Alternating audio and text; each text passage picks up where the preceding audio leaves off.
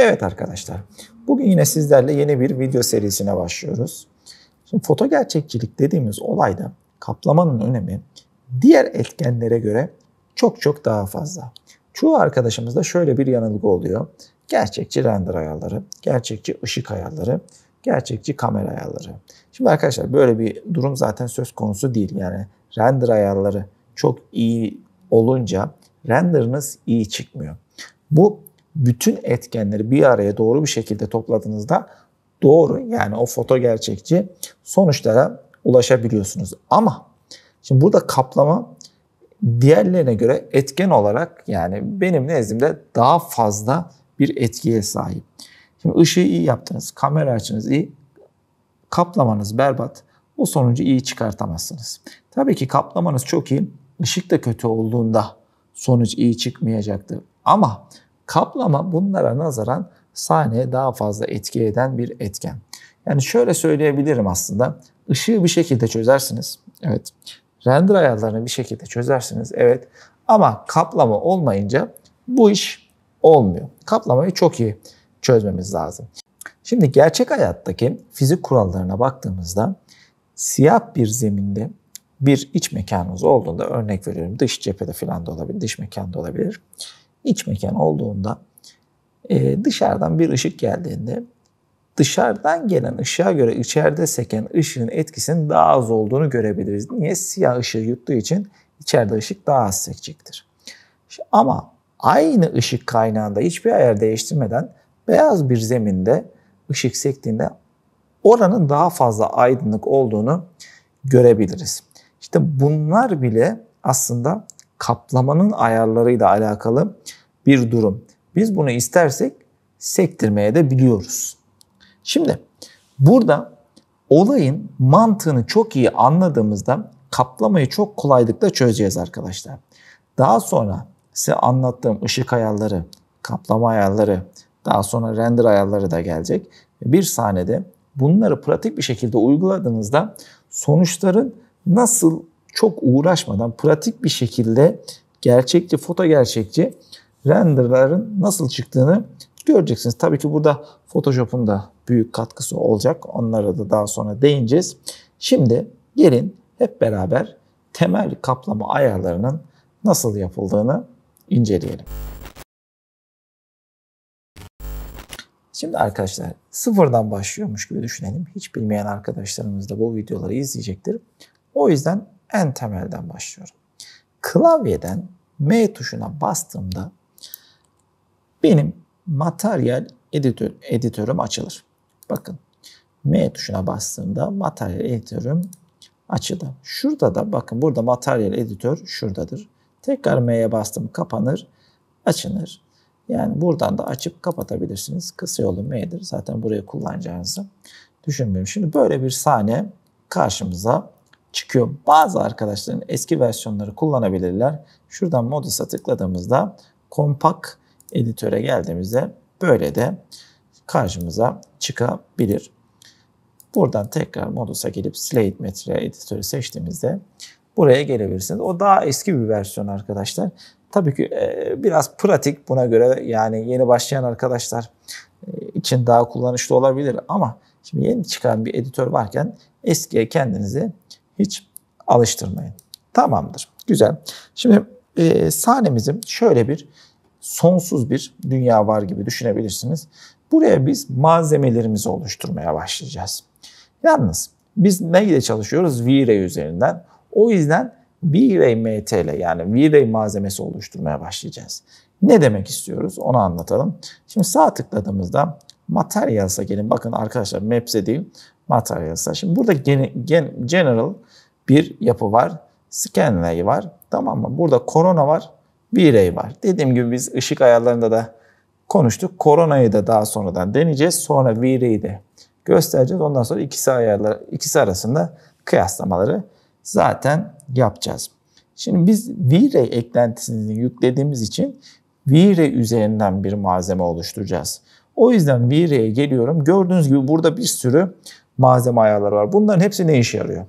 Şimdi bunları vakti geldiğinde zamanla göreceğiz ama bizim için ilk olarak bizi burada bağlayan V-Ray MTL. Yani bir malzemenin ham hali diyebilirsiniz.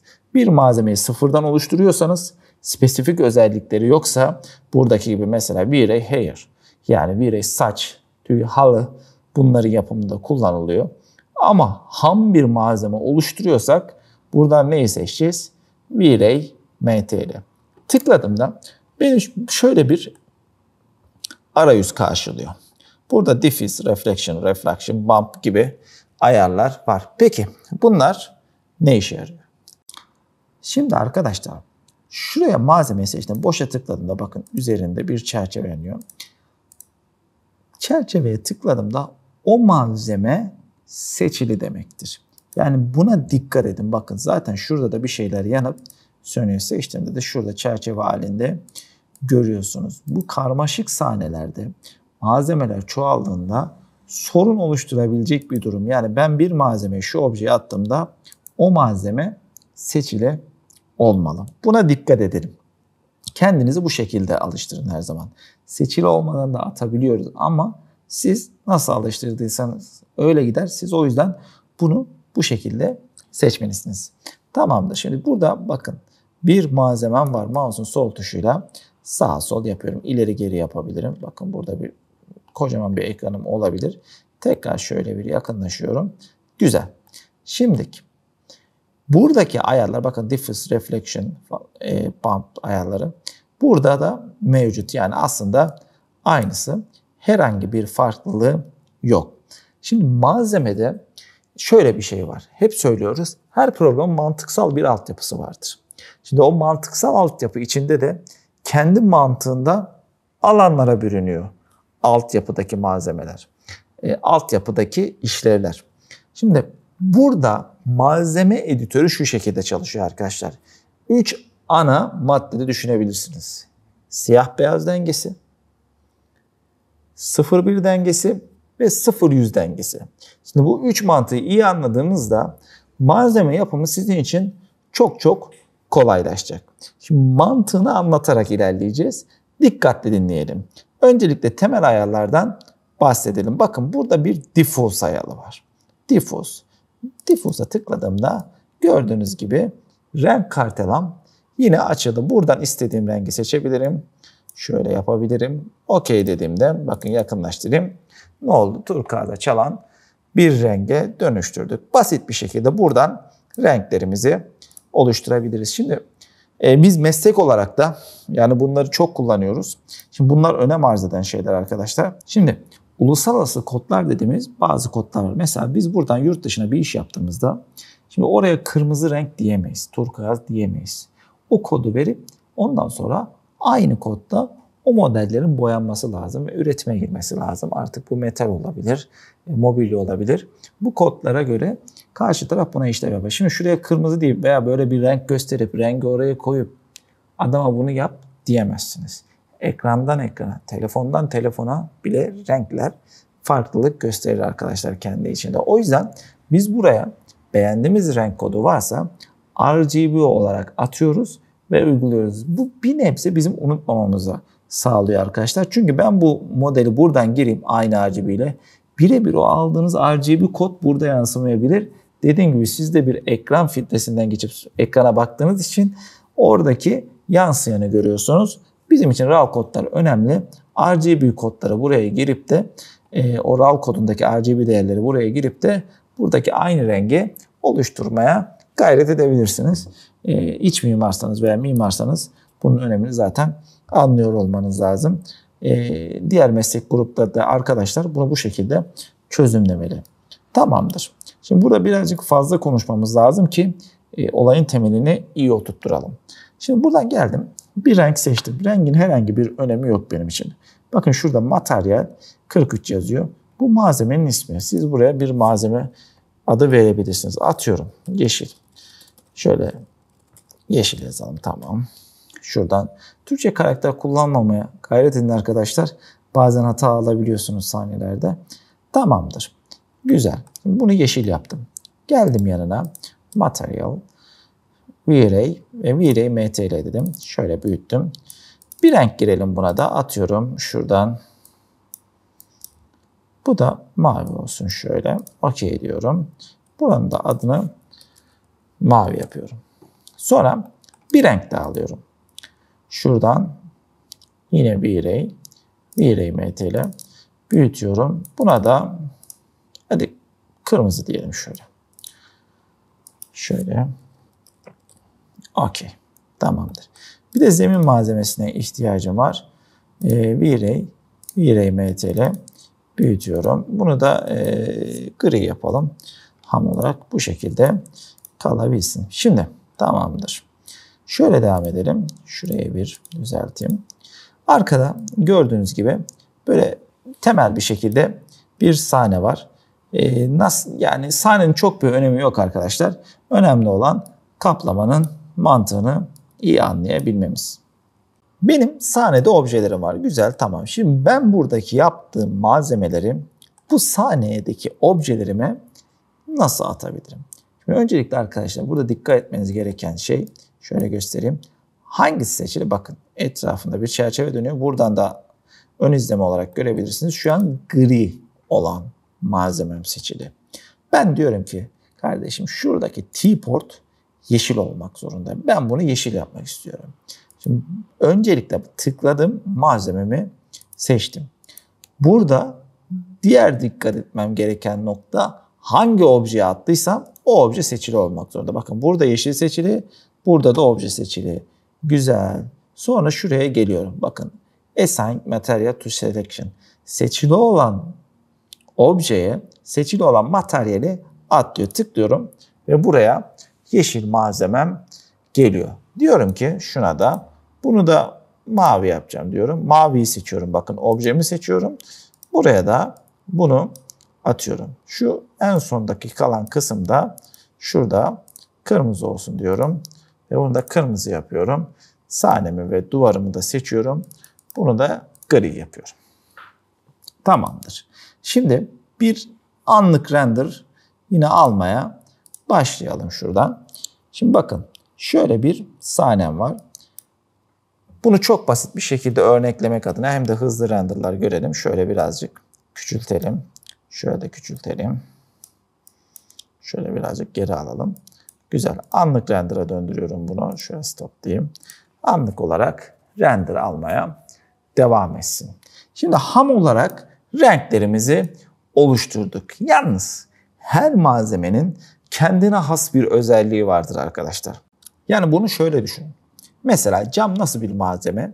Geçirgen ve cam yansıyan bir malzeme. Evet, aynı zamanda yansıması da var. Şimdi biz burada size şunu öğretmiyoruz. Cam malzemesi nasıl yapılır değil. Biz burada fiziğin hallerini öğreniyoruz arkadaşlar. Yani geçirgenlik nasıl yapılır? Yansıma nasıl verilir?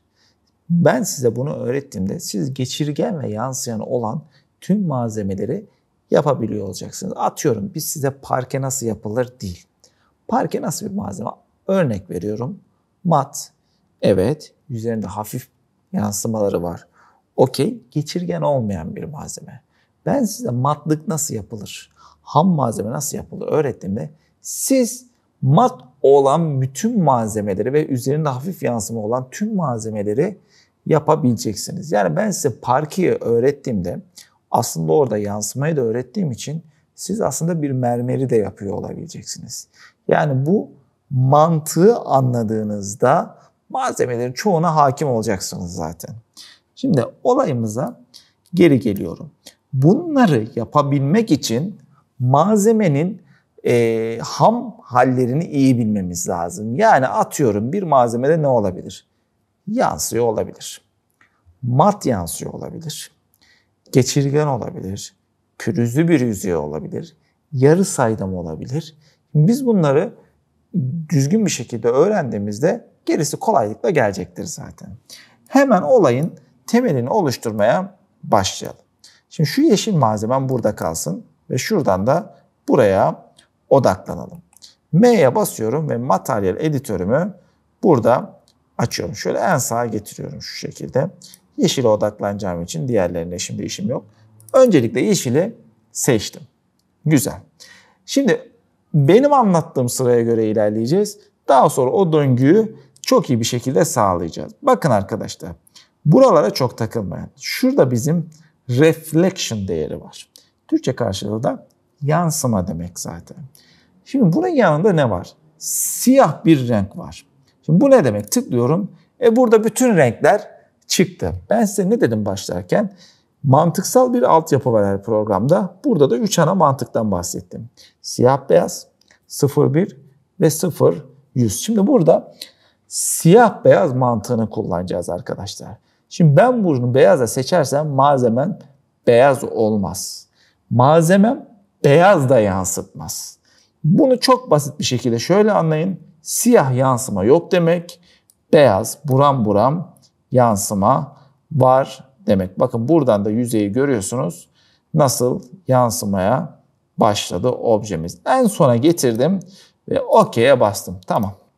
Güzel. Bakın nasıl yansımalı oluştu. Güzel. Şimdi gelelim şu mavi objemize. Bir de buna odaklanalım.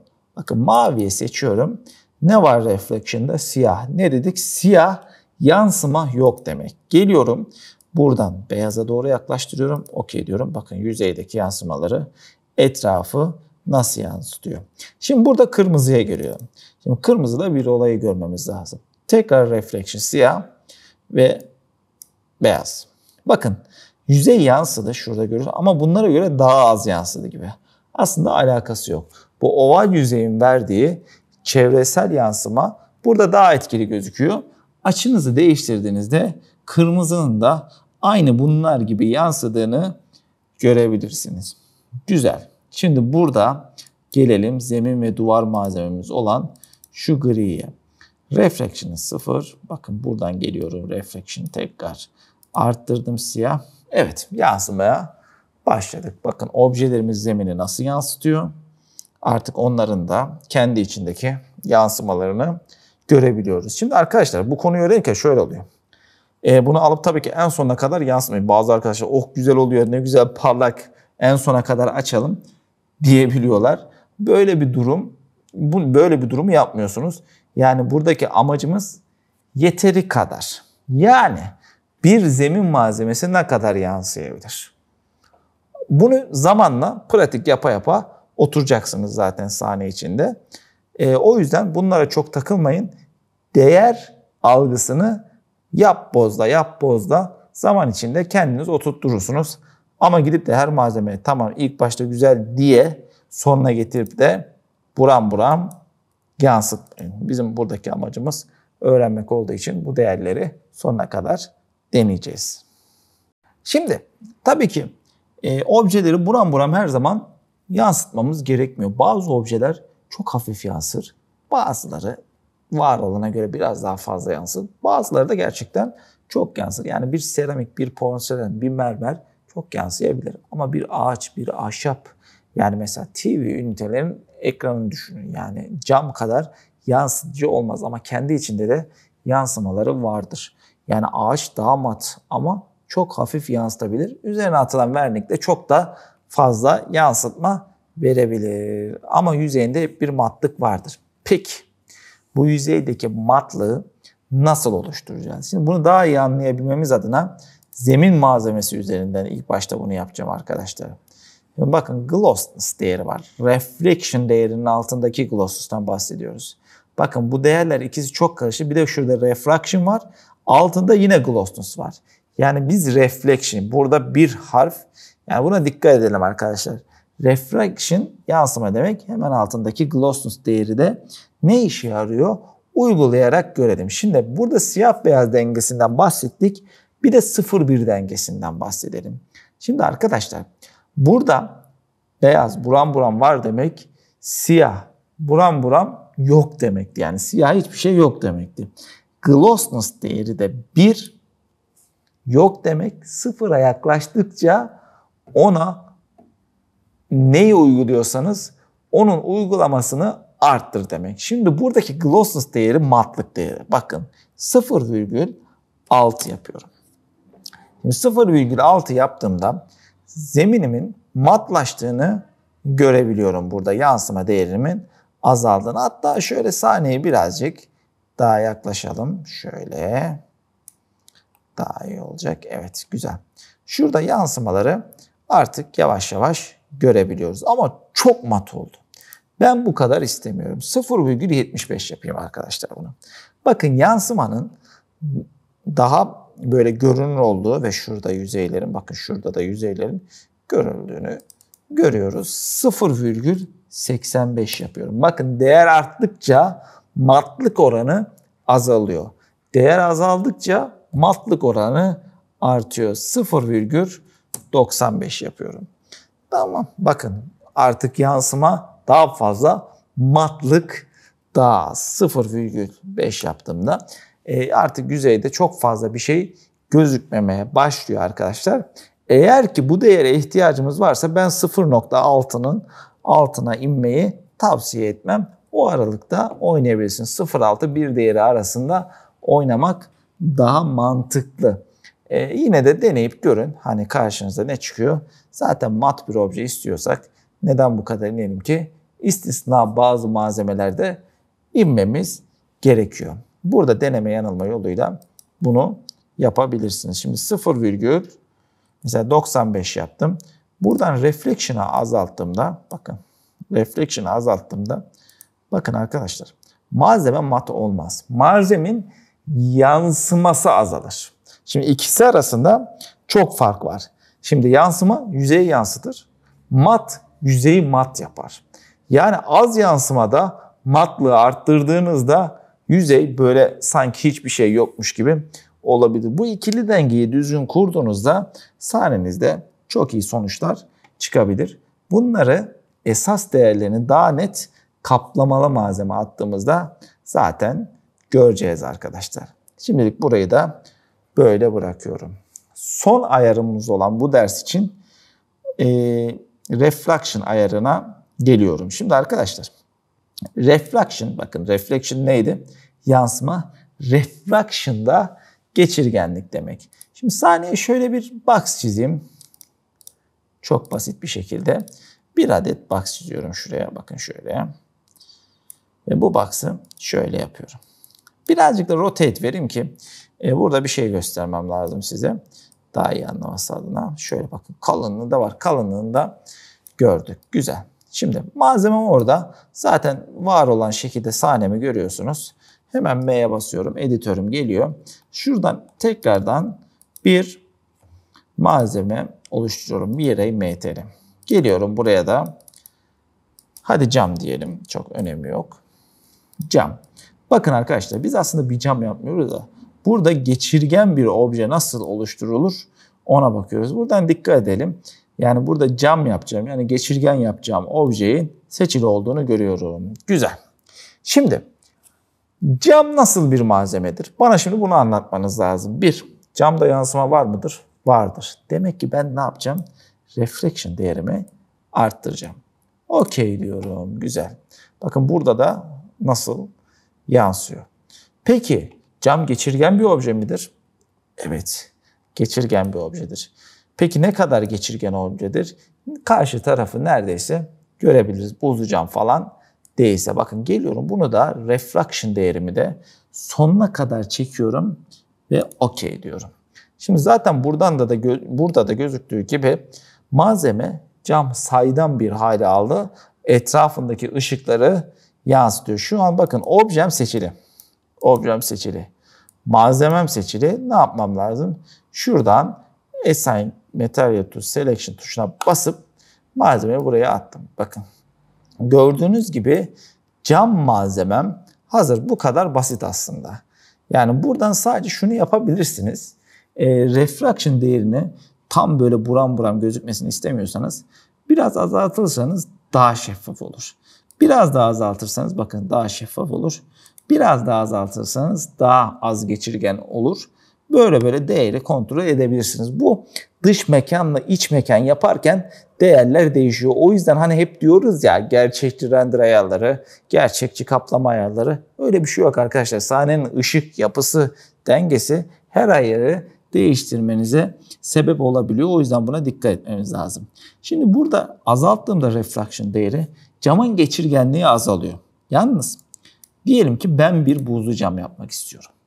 Yani geçirgenliğinden çok malzemenin ham haline müdahale etmek istiyorum. Burada ne yapacağım? Bakın. Reflection'da Glossless ne yapıyordu? mat yapıyordu. Refraction'da da glossless ne yapacak? Objeyi daha az geçirgen yapacak. Bakın yine 0-1 dengesi. Yani ben bunu sıfıra yaklaştırdığımda anlattığım mantığa göre bunun daha çok buzlanması lazım. Doğru mu? Ispatlayalım. 0.6 yapalım. Bu sahnenizi biraz yorar render alırken arkadaşlar. Buna dikkat edin. Bakın buzlu bir cama döndü.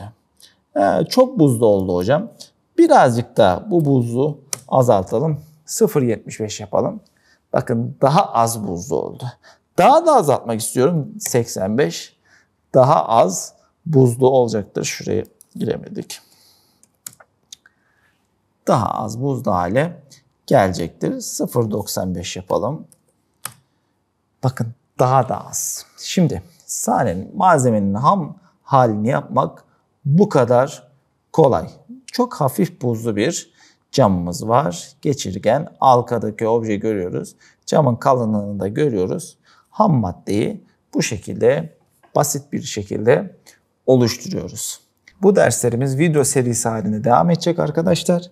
Eğer bu bilgileri faydalı buluyorsanız abone olup bizleri beğenmeyi unutmayın. Her sorduğunuz soruya yorumlarda cevap veriyor olacağız. Aklınıza takılan her soru için lütfen yorumlara yazın. Bir sonraki ders görüşmek üzere.